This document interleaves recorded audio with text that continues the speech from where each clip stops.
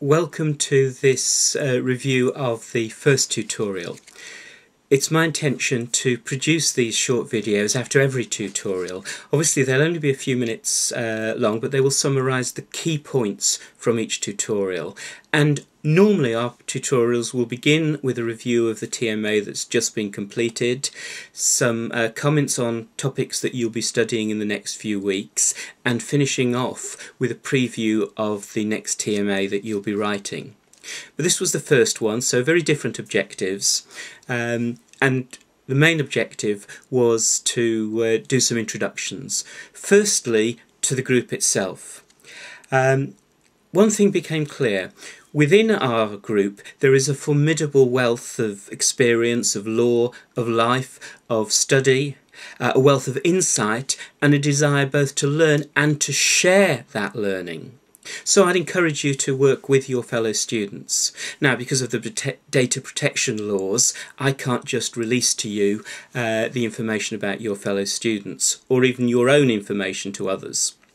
So if you'd like me to put some information about how people can contact you, then you need to send me an email, first of all saying that you give me permission to highlight the specific information that you state, and put in as much or as little as you want made available. So home telephone number, mobile, email, Facebook name, Skype name, whatever.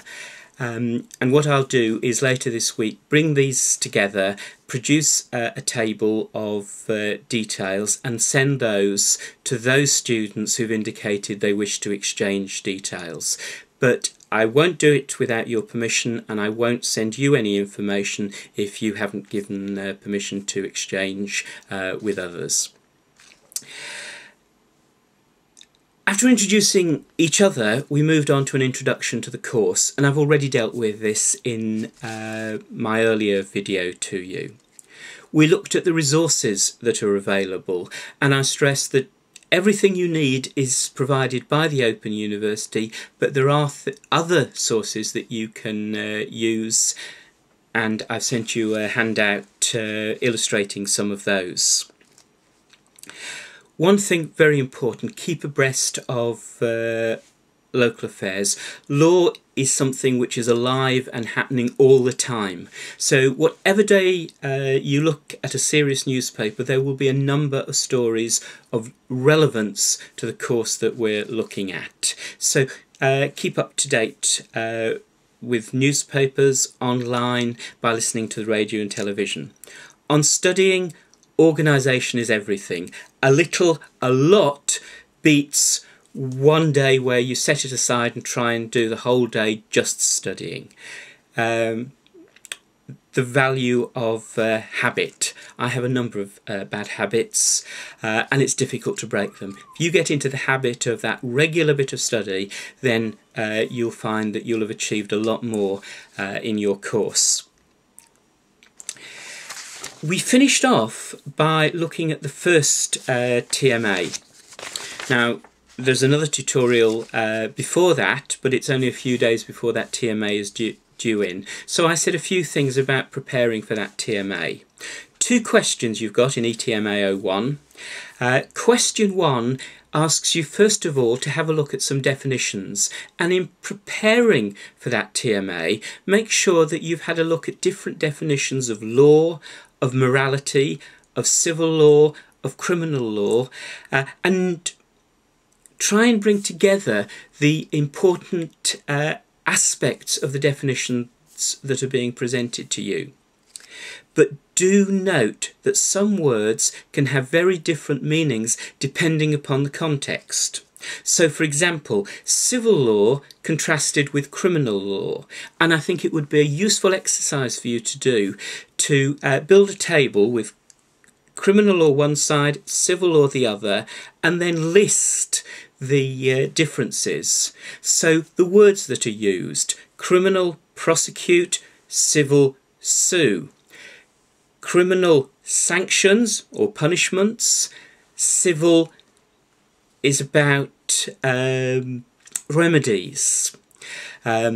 Criminal involves the state against the individual, whereas civil is about disputes between individuals. And from your reading, you can build quite a big table of key differences. But if you see the word civil law in the context of a contrast with common law, then it means something completely different. Civil law systems are those like those in France and other continental countries that often are based on a written code, and while may make some use of cases, cases play a minor role. And common law systems, like the English system, where precedent is right at the centre of legal argument and legal thought. So civil law, different meanings, different contexts. Common law, again, has different meanings. There's that contrast with civil law that I've already discussed. There's common law, the law of the whole land, contrasted with local laws. There's also a third different meaning of common law being judge-made law, contrasted with statute, laws made by Parliament. So definitions are important, so are differences. How one concept differs from another, compare and contrast. And so that will get you through question 1 if you've done that thinking before you write. Question 2 asks you to look at Harry's liability and the claims that Harry may wish to make. And here what we want to see from you is a very logical approach. For each incident, consider what the criminal liability is, what the civil liability is, and what needs to be established before it can be held that Harry is liable. On claims, for each injury, what is the basis of the claim? And again, what needs to be established for Harry to be liable? Well, I hope you found that useful. Please send me any feedback on these videos, and I look forward to seeing you at the next tutorial.